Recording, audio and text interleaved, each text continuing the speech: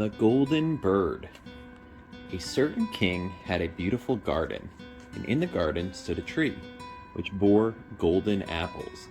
These apples were always counted, and about the time when they began to grow ripe, it was found that every night one of these was gone.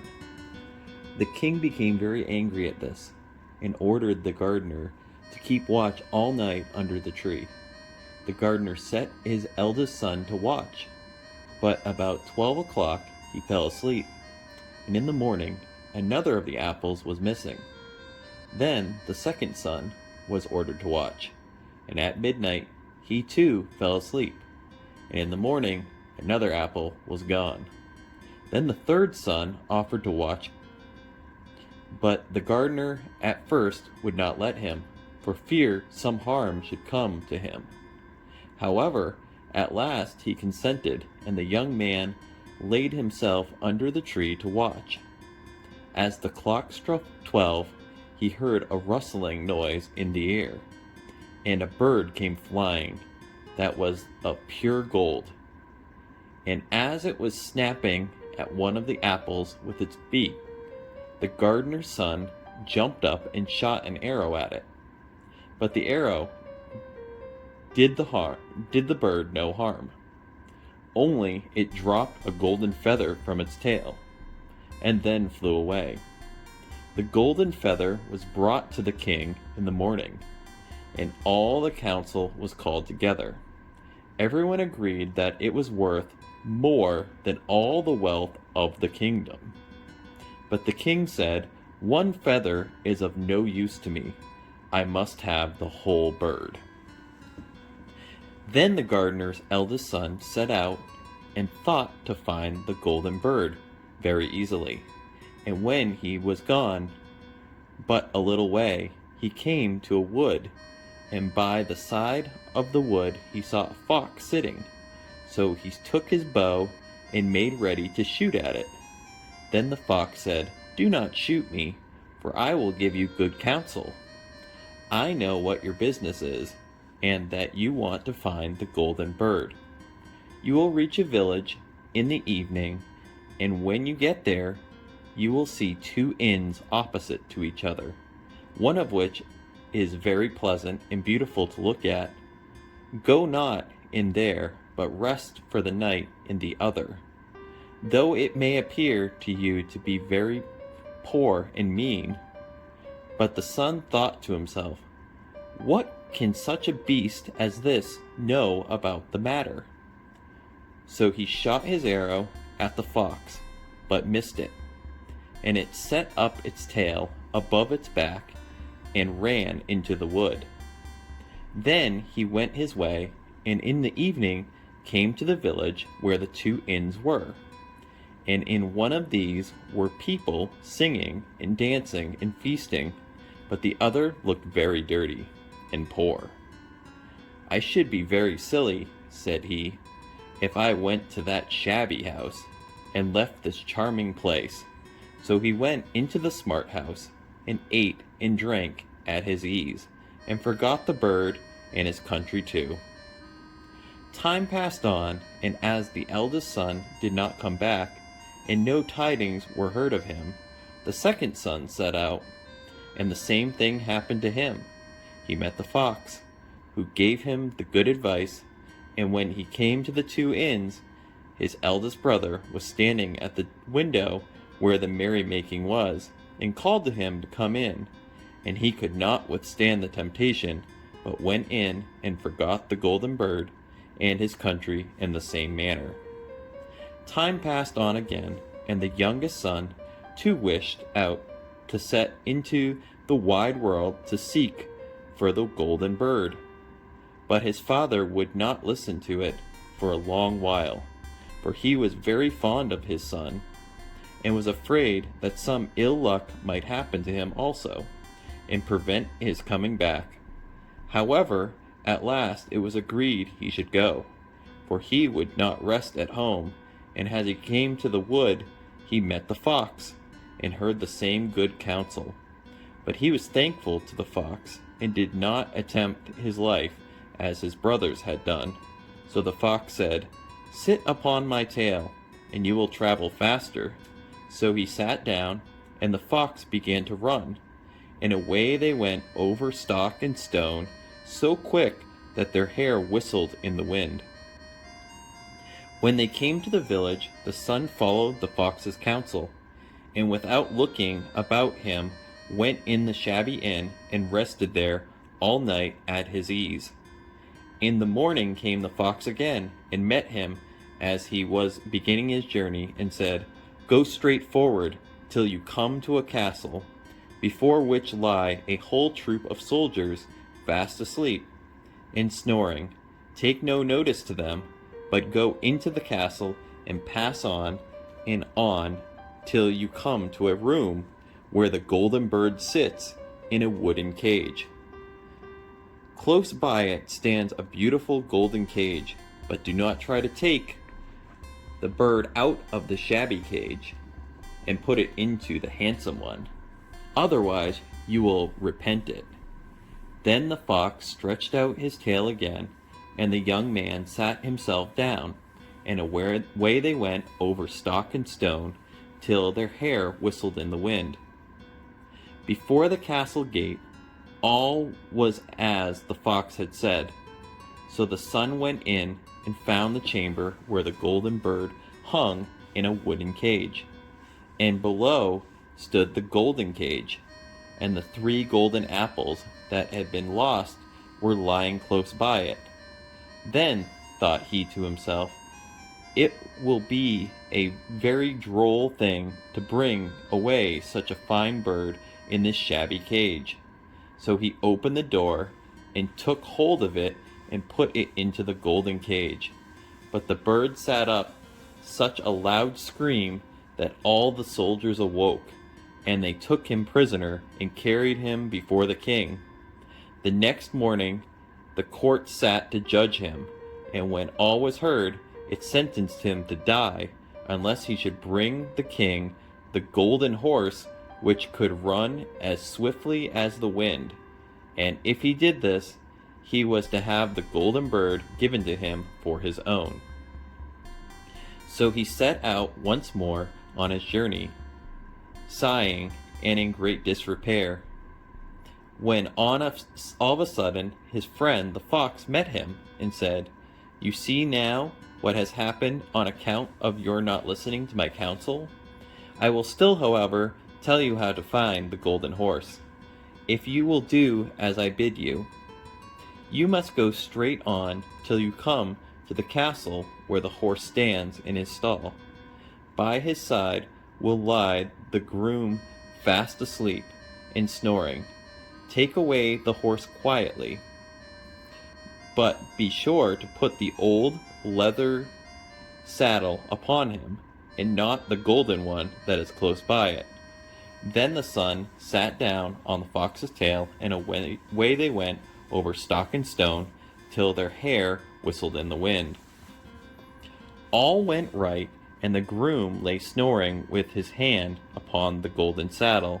But when the son looked at the horse, he thought it a great pity to put the leather saddle upon it. "I will give him the good one," he said. "I am sure he deserves it." As he took up the gold saddle, the groom awoke and cried out so loud that all the guards ran in and took him prisoner. And in the morning he was again brought before the court to be judged, and was sentenced to die. But it was agreed that if he could bring hither the beautiful princess, he should live, and have the bird and the horse given to him for his own. Then he went his way very sorrowful. But the old fox came and said, "Why did you not listen to me? If you had, you would have carried away both the bird and the horse. Yet will I once more give you counsel. Go straight on, and in the evening you will arrive at a castle. At 12 o'clock at night the princess goes to the bathing house. Go up to her and give her a kiss, and she will let you lead her away. But take care you do not suffer her to go and take leave of her father and mother. Then The fox stretched out his tail, and so away they went, over stock and stone, till their hair whistled again. As they came to the castle, all was as the fox had said, and at 12 o'clock the young man met the princess going to the bath, and gave her the kiss, and she agreed to run away with him, but begged with many tears that he would let her take leave of her father. At first he refused, but she wept still more and more, fell at his feet, till at last he consented. But the moment she came to her father's house, the guards awoke, and he was taken prisoner again. Then he was brought before the king, and the king said, "You shall never have my daughter, unless in 8 days you dig away the hill that stops the view from my window." Now this hill was so big that the whole world could not take it away. And when he had worked for 7 days, and had done very little, the fox came and said, "Lie down and go to sleep. I will work for you." And in the morning he awoke, and the hill was gone. So he went merrily to the king, and told him that now that it was removed, he must give him the princess. Then the king was obliged to keep his word, and away went the young man with the princess. And the fox came and said to him, "We will have all three, the princess, the horse, and the bird." "Ah," said the young man, "that would be a great thing, but how can you contrive it?" "If you will only listen," said the fox, "it can be done. When you come to the king, and he asks for the beautiful princess, you must say, 'Here she is.' Then he will be very joyful, and you will mount the golden horse, and then they are going to give you, and put out your hand to take leave of them. But shake hands with the princess last. Then lift her quickly on to the horse behind you, clap your spurs to his sides, and gallop away as fast as you can." All went right. Then the fox said, "When you come to the castle where the bird is, I will stay with the princess at the door, and you will ride in and speak to the king. And when he sees that it is the right horse, he will bring out the bird. But you must sit still and say that you want to look at it to see whether it is the true golden bird.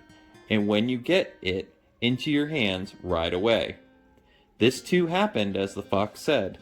They carried off the bird, the princess mounted again, and they rode on to a great wood. Then the fox came and said, "Pray kill me, and cut off my head and my feet." But the young man refused to do it, and so the fox said, "I will at any rate give you good counsel. Beware of 2 things. Ransom no one from the gallows, and sit down by the side of no river." Then away he went.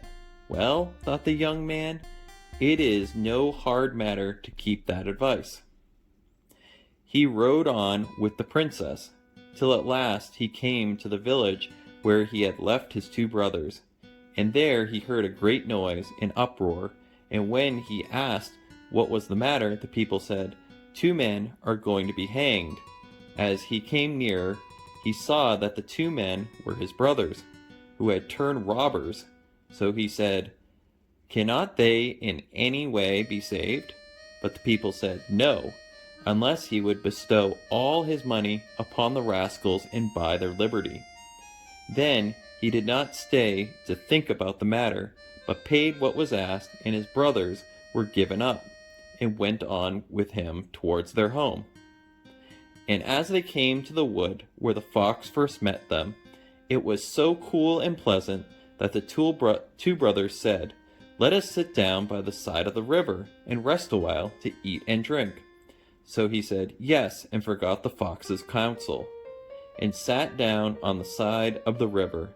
And while he suspected nothing, they came behind and threw him down the bank, and took the princess, the horse, and the bird, and went home to the king their master, and said, "All this have we won by our labor, Then there was great rejoicing made, but the horse would not eat, the bird would not sing, and the princess wept.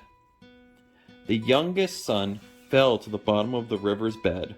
Luckily, it was nearly dry, but his bones were almost broken, and the bank was so steep that he could find no way to get out. Then the old fox came once more and scolded him for not following his advice. Otherwise, no evil would have befallen him. Yet, said he, I cannot leave you here, so lay hold of my tail and hold fast. Then he pulled him out of the river and said to him, as he got upon the bank, Your brothers have set watch to kill you, if they find you in the kingdom. So he dressed himself as a poor man and came secretly to the king's court, and was scarcely within the doors when the horse began to eat, and the bird to sing, and the princess left off weeping. Then he went to the king and told him all his brothers' roguery, and they were seized and punished, and he had the princess given to him again, and after the king's death he was heir to the kingdom. A long while after, he went to walk one day in the wood, and the old fox met him, and besought him with tears in his eyes to kill him, and cut off his head and feet. And at last he did so, and in a moment the fox was changed into a man, and turned out to be the brother of the princess, who had been lost a great many years before.